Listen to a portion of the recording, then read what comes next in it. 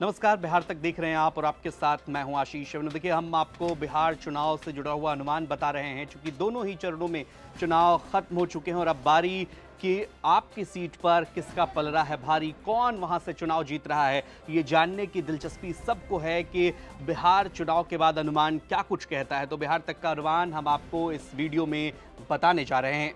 चलिए इसी कड़ी में बात करते हैं रुपौली सीट को लेकर। रुपौली सीट पर देखिए, सबसे पहले आपको बता दें कि जेडीयू से कलाधर मंडल चुनाव लड़ रहे हैं, बीमा भारती आरजेडी के टिकट पर चुनाव लड़ रही हैं, अमोद कुमार यहां से जनसुराज के टिकट पर चुनाव लड़ रहे हैं। लेकिन एक बड़ा फैक्टर शंकर सिंह के बारे में आप जानते होंगे, उपचुनाव में जिस तरीके से वो चुनाव यहां पर जीते थे और हरा दिया था वहां पर उन्होंने प्रत्याशी को। तो ये एक बड़ा दिलचस्प बात है कि एक बार फिर से वो निर्दलीय ही चुनाव लड़ रहे हैं और इस सीट पर क्या कुछ खेला हो सकता है। देखिए, 2020 के अगर नतीजे की बात करें उपचुनाव से पहले, तो यहाँ पर जेडीयू की बीमा भारती चुनाव जीती थी, बाद में बीमा भारती आरजेडी में शामिल होती हैं, लोकसभा का चुनाव लड़ती हैं और लोकसभा चुनाव में तीसरे नंबर पर चले जाते हैं पूर्णिया सीट से।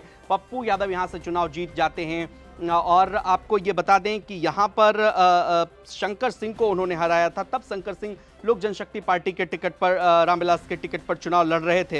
हालांकि हार और जीत का जो अंतर था 19,330 वोटों का था। तो यहाँ पर इस बार मुकाबला ट्रायंगुलर फाइट कही जा रही है इस सीट को लेकर। चूंकि रुपौली की सीट पूर्णिया जिले के अंतर्गत आती है और महत्वपूर्ण सीट है, देखना दिलचस्प होगा कलाधर मंडल चुनाव जीतते हैं या फिर यहाँ पर शंकर सिंह कोई बड़ा खेल कर देंगे उपचुनाव में, जिस तरह से उन्होंने खेल किया था।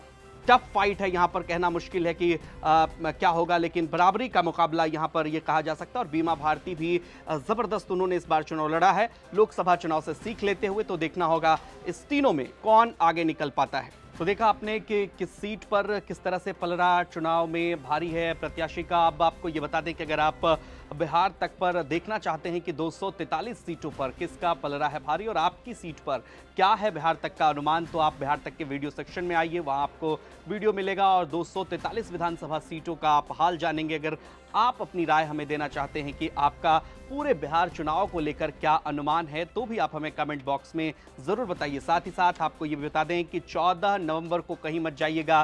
बिहार चुनाव से जुड़ा हुआ, परिणाम से जुड़ा हुआ हर अपडेट, हर पल की जानकारी हम आपको दिखाएंगे सिर्फ और सिर्फ बिहार तक पर। नमस्कार।